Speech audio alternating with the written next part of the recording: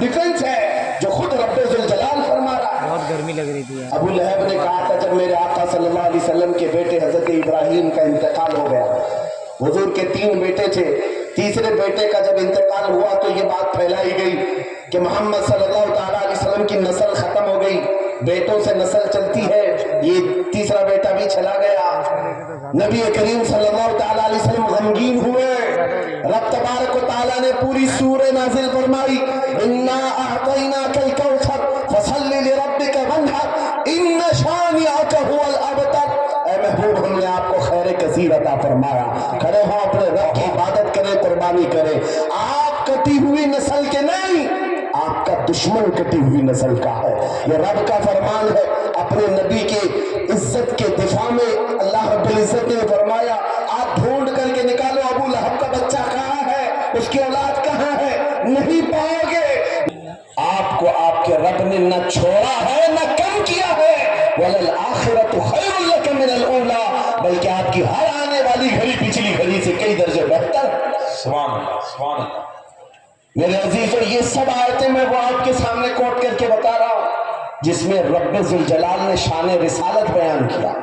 अपने नबी की तरफ उठने वाली उंगलियों को रब तबारक व तआला ने तोड़ दिया। जवाब इरशाद फरमाया, आज अगर नामूस रिसालत की हिफाजत या उसका दिफा कोई करता है तो ये सुन्नत इलाहिया है, ये अल्लाह रब्बुल इज्जत के कानून और उसकी सुन्नत है। आज इस सुन्नत पर अमल करते हुए जो अकाबिरीन उम्मत आए, उनकी मिसालें मैं आपके सामने रखता हूं। लोगों, एक बात याद रखो, हालात जितने भी खराब हो जाए, अपने नबी की इज्जत की हिफाजत वो जिससे चाहे ले ले, जिससे चाहे ले ले। ये जरूरी नहीं कि जमाने का बहुत बड़ा मुत्तकी परहेजगार हो, ये जरूरी नहीं है कि बहुत बड़ा फकीर और आलिम दीन हो। मौला करीम अपने नबी की इज्जत की हिफाजत पत्थरों से भी चाहे ले सकता है, कुत्तों से भी ले सकता है। अल्लामा इब्न हजर अस्कलानी रहमतुल्लाह अलैह लिखते हैं कि ततारियों का जो हमला हुआ था बगदाद में, बगदाद को उन्होंने तबाह कर रखा था। ऐसा तबाह किया था कि पूरे बगदाद की सड़कें और वहां की गलियां मुसलमानों के खून से भरी हुई थी। दरिया दजला के पानी को लाल कर दिया था मुसलमानों के खून से। मुसलमानों की खोपड़ियों से मीनार बना दिए थे। इतने कत्ल जिसका शुमार नहीं होता। जखीरा जो मुसलमानों का था, बड़ी बड़ी किताबों में उसको जलाकर राख कर दिया था। एक वक्त ऐसा आया कि ततारियों का जो हाकिम था, उसने कुछ उलमा को कैद करके, गिरफ्तार करके अपने दरबार में मंगवाया जो मुसलमान बच्चे कच्चे थे। उन उलमा को बेड़ियां बांध करके जमीन पर औंधा लिटाया गया। आप पूछते हैं ना, इन हालात में हमें क्या करना चाहिए? सुनिए मेरे अजीजों, हालात तो ऐसे हो गए थे बगदाद में, कोई उनका पुरसाने हाल नहीं। आज लोग ये भी कह रहे हैं कि गज्जा के मुसलमानों का कोई पुरसाने हाल नहीं। क्या होगा, क्या होगा? तवज्जो, उन उलमा को कैद करके, बेड़ियां बांध करके, जंजीरों में बादशाह अपने दरबार में औंधा लिटाया है। और इतने ही पर बस नहीं, एक जर खरीद ईसाई पादरी दरबार में लाया गया है।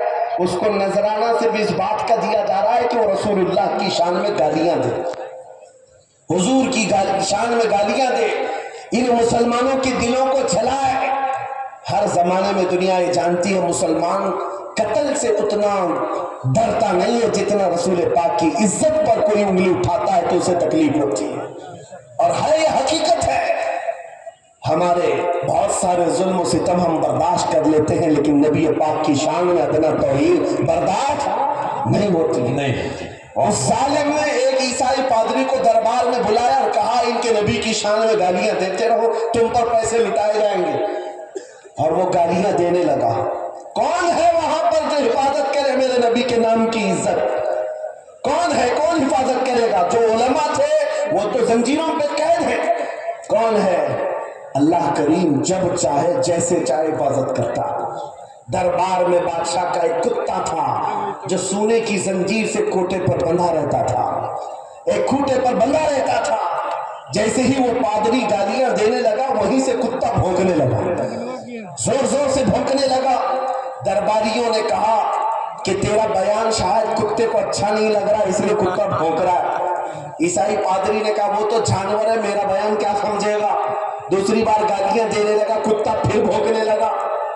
پھر لوگوں نے کہا تیرے بیان پر ہی کتا بھونک رہا ہے۔ اس عیسائی پادری نے کہا میرے بیان پر نہیں بھونک سکتا، اسے کیا خبر ہے؟ تیسری بار جب نبی پاک کی شان میں ہرزہ سرائی شروع کیا، اس کتے نے زنجیر توڑ دیا اور اچھل کر کے ایسے دربار میں آیا، اس عیسائی پادری کے سینے پر چڑھ کر اسے دم زدن میں چاک کر کے 2 ٹکڑوں میں بدل دیا۔ اس کتے کی ہیبت ایسی طاری تھی، پورے دربار میں سپاہی سے لے کر بادشاہ تک ہر آدمی کھڑا رہ گیا اور کتے کو دیکھنے کی بھی تاب نہیں تھی، ایسا لگتا تھا کوئی شیر ببر آیا ہوا ہے۔ اس کتے کی ہیبت سے لوگ ڈرے ہوئے تھے، اور تاریخ میں یہ لکھا ہے جنہوں نے ہماری کھوپڑیوں سے مینار بنایا تھا، جنہوں نے بغداد کو ہمارے خون سے نہلایا تھا، اسی تتاریوں کے دربار میں 1 2 نہیں 10,000 تتاریوں نے کلمہ پڑھ کر اسلام قبول کر لیا۔ سبحان اللہ سبحان اللہ سبحان اللہ سبحان اللہ۔ جب رب تبارک و تعالی ناموس رسالت کی حفاظت فرماتا ہے تو وہ کتوں کے ذریعے سے بھی کام لیتا ہے۔ یہ بات یاد رکھو، اور دنیا کو بھی میں یہ بتاتا ہوں، ہمیں قید کر دینے سے یا ہمیں پھانسی دے دینے سے اسلام کا خاتمہ نہیں ہوگا۔ کچھ لوگ یہ سمجھتے ہوں گے، آپ کو پتہ ہے تاریخ میں جب مراد آباد میں کفایت علی کافی رحمت اللہ تعالیٰ علیہ کو پھانسی پر چڑھایا گیا تھا، انگریز 8 دن تک جشن منا رہے تھے۔ ایک ایسے مولوی کو ہم نے پھانسی پر چڑھایا ہے جس کی زبان چلتی تھی تو ہزاروں لوگ اسے سنتے تھے، اور پورے لوگوں میں اس کا ایک روپ تھا۔ ہم نے اس مولوی کو ختم کر دیا، مسلمانوں میں ایک خوف پیدا ہو جائے گا، ڈر پیدا ہو جائے گا۔ انگریز 8 دن جشن منائے ہوں گے لیکن انہیں خدائی قانون معلوم نہیں۔ مراد آباد میں پھانسی پر چڑھا رہے ایک عاشق رسول کو، اور پروردگار عالم اسی مراد آباد کے پڑوس شہر بریلی میں امام احمد رضا کو پیدا کر رہا ہے۔ وہ ایسا عاشق رسول پیدا کیا، جب وہ جوان ہوا تو صرف قلم سے نہیں، صرف زبان سے نہیں، بلکہ پوری تحریک چھوڑ دی۔ اور آج حالت یہ ہے، انگریز ایک عاشق رسول کو پھانسی پر چڑھا کر یہ سمجھتے تھے کہ عشق رسول کا خاتمہ ہو گیا۔ نہیں، ممکن نہیں ہے۔ بریلی کی زبان پھر چلی ہے تو ایسے چلی، خطہ خطہ آج بولتا ہے، ڈال دی قلب میں عظمت مصطفیٰ سیدی اعلیٰ لاکھوں سلام۔ عزیزان گرامی اوقات، آج ان حالات کو دیکھ کر جو سراسیمگی ہے نوجوانوں میں 2 چیزیں عرض کرتا ہوں۔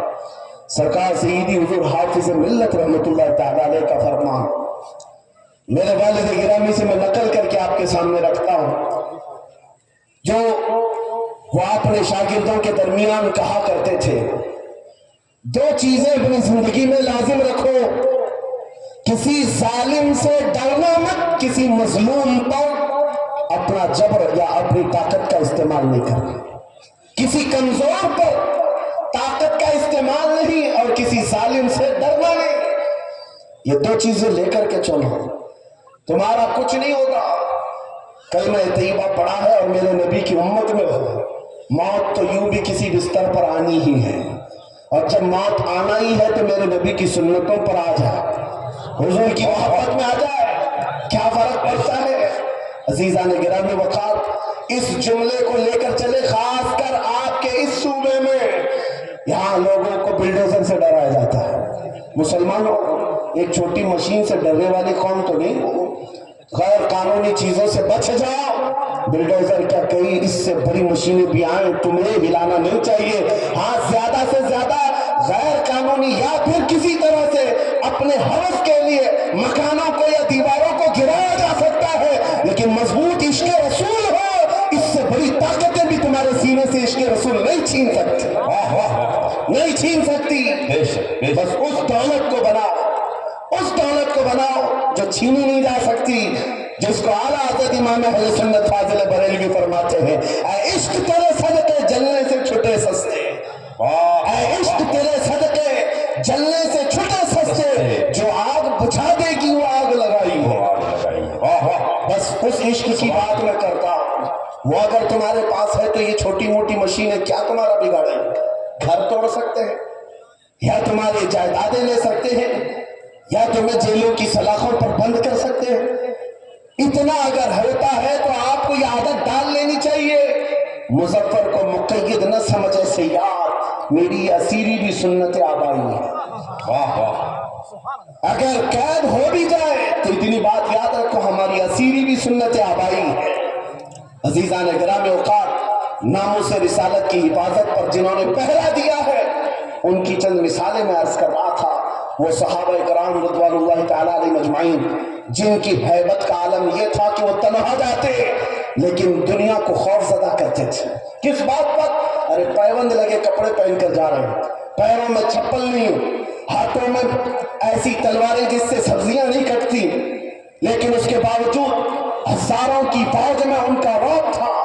سیدنا خالد بن ولید سیف اللہ المسلول 125 جنگیں اپنی زندگی میں لڑی، ایک جنگ میں بھی شکست نہیں حاصل کیا، شکست نہیں ہوئی۔ ان کی ایک تلوار کا وزن 35 کلو کا تھا اور ڈھال 40 کلو کی، یہ لے کر لڑتے تھے اور جس میدان میں اترتے تھے صفوں کی صفیں درہم برہم۔ کون نہیں جانتا آج دنیا میں خالد بن ولید کا نام، جس کو اللہ کے رسول نے سیف اللہ المسلول کہا؟ لیکن جانتے ہو اتنی مہارت تامہ، جنگی میدان کا ایک ایسا بطل جلیل جو کبھی شکست کا منہ نہیں دیکھا، ایک بھری جنگ کے دوران امامہ گر گیا تھا، کفار سامنے ہیں اور تلواریں سوتے ہوئے ہیں، گردن پر تلوار آ سکتی ہے۔ خالد بن ولید تلواروں کی پرواہ نہیں کر رہے، اس امامہ کو اٹھانے جا رہے ہیں، اپنی پگڑی اٹھانے جا رہے ہیں، اور دونوں کافر وہاں جو آپ کی گردن کے پاس تھے وہ دیکھ کر حیرت میں رہ گئے۔ ایسا سپہ سالار جو ہر جنگ کو فتح کر لیتا ہے، آج اپنی گردن بچانے کی بجائے اپنی پگڑی بچانے چل پڑا۔ یہ تو جنگ کے ہنر نہیں ہوتے، ایک چھوٹا سپاہی بھی ایسی غلطی نہیں کرتا۔ خالد بن ولید بڑے اطمینان کے ساتھ اپنی پگڑی اٹھا لی اور اپنے سر پر رکھ لیا، اور ان کافروں نے پوچھا ہم تو تمہیں بہت بڑا ماہر سپہ سالار سمجھتے، لیکن تم نے آج ایسی غلطی کی ہے جو ایک چھوٹا سپاہی بھی نہیں کرتا۔ ہم اپنی تلواریں، ننگی تلواریں تمہاری گردن تک لا چکے تھے اور تم اس پگڑی کے پیچھے بھاگ رہے تھے، ابھی گردن الگ کر دیتے ہم۔ خالد بن ولید نے کہا پھر الگ کیا کیوں نہیں؟ پھر انتظار کیوں کر رہے تھے؟ الگ کیا کیوں نہیں؟ آپ نے فرمایا تم کیا سمجھتے ہو خالد بن ولید اپنے بازو کی طاقت سے یہ جیتتا ہے، اپنی قوت کے بل بوتے جنگوں میں فتح حاصل کرتا ہے؟ یہ بات نہیں، میری اس پگڑی کی اہمیت تم نہیں جانتے، اس میں میرے رسول اللہ کے 3 منہ مبارکہ ہیں، میرا یہ یقین ہے یہ منہ مبارکہ کی برکت سے اللہ مجھے فتح عطا کرتا ہے۔ سبحان اللہ سبحان اللہ سبحان اللہ سبحان اللہ، اللہ اکبر، یا رسول اللہ زندہ تاریخی ہے، وہ عشق رسول کی دولت سے ہی تاریخی ہے۔ بے شک، وہ خالد بن ولید رضی اللہ تعالیٰ نبی کریم صلی اللہ تعالیٰ علیہ وسلم سے کمال درجے کی محبت، حضور کے اعضائے مبارکہ بال مبارک سے اس قدر والہانہ عقیدت، جس کی وجہ سے ان کا یقین تھا کہ مجھے جنگوں میں فتح ملتی ہے اور کفار کے دلوں میں ہیبت طاری ہوتی ہے۔ آپ کو پتہ ہے تاریخ میں آپ جھانک کر کے دیکھیں، ایک ایسا خلیفہ بھی گزرا ہے جس کا نام آج بھی لوگ لیتے ہیں، صلاح الدین ایوبی۔ جب بیت المقدس کی بات آئی ہے تو ہر جگہ سے صلاح الدین کا بھی نام آ رہا ہے، نام جڑا ہوا ہے۔ اٹلی اور ڈنمارک میں اب لوگ صلاح الدین ڈے منا رہے ہیں، ہم نہیں، دشمنان اسلام بھی کہتے ہیں ایسا جرنیل ہم نے دیکھا نہیں تاریخ میں، اس لیے کہ 50-50 ہزار لوگ قید ہو کر آتے اگر جنگ میں، تب بھی سب کو آزاد کرتا تھا، معاف کرتا تھا، بڑا دل رکھتا تھا، بہت بڑا دل رکھتا تھا۔ اس صلاح الدین کی بات کر رہا ہوں جس کی طاقت کا لوہا پوری دنیا مانتی رہی۔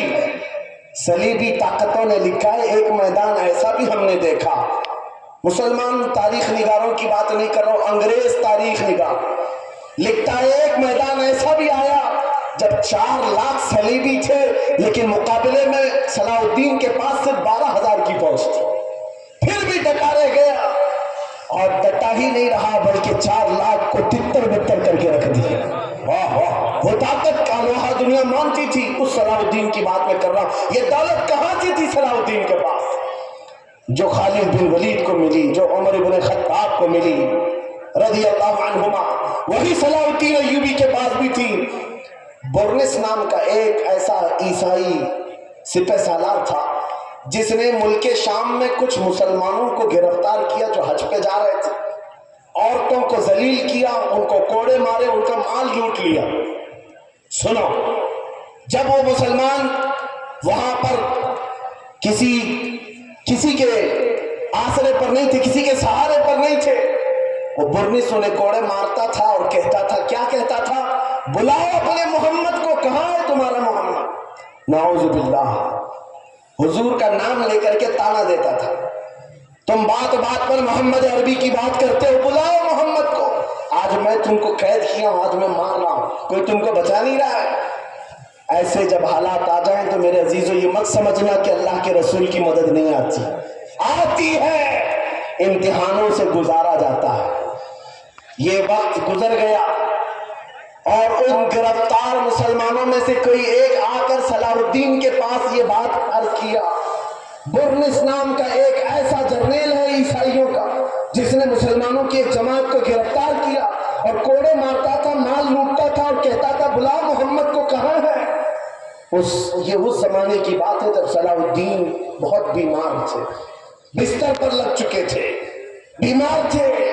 صلاح الدین کو جیسے ہی یہ بات پتا چلی، گرج کر کہنے لگے میں اپنی پوری طاقت و قوت جمع کروں گا اور اس کے بعد اس برنس کے پیچھا کروں گا۔ 2-2.5 سال گزر گئے، 2.5 سال گزر گئے، بیمار بھی تھے اور اسی بیماری میں اپنے لشکر بھیجتے رہے۔ وہ وقت آ ہی گیا، بکرے کی اماں کب تک خیر منائے گی، ایک دن بکرے عید تو آئے گی۔ اس برنس کو صلاح الدین کی فوج نے گرفتار کیا اور وہ گرفتار ہو کر جب قیدی بن کر صلاح الدین کے پاس لایا گیا، صلاح الدین ایوبی کی آنکھیں شعلے برسا رہی تھی، اپنے ہاتھ میں تلوار لے کر کے آئے اور پوچھا کیا کہتا ہے بتا برنس۔ برنس کہا میں تمہارے بارے میں جانتا ہوں، تم ہزاروں قیدیوں کو یوں ہی آزاد کرتے ہو، جب جب تمہارے پاس قیدی آتے ہیں ان کو تم فدیہ لے کر یا چھوٹی سی بات پر آزاد کرتے ہو۔ آج بھی میں وہی امید رکھتا ہوں صلاح الدین مجھے آزاد کرے گا۔ صلاح الدین ایوبی نے کہا ہرگز نہیں، تیرا خیال باطل ہے، تیرا گمان غلط ہے، صلاح الدین آزاد تو ضرور کرتا ہے لیکن اس کو نہیں جو نام مصطفیٰ پر انگلی اٹھاتا ہے، جو میرے نبی کو للکارتا ہے۔ آج سے 2.5 سال پہلے تو نے مسلمانوں کو گرفتار کر کے کہا تھا بلاؤ محمد کو، کہاں ہے؟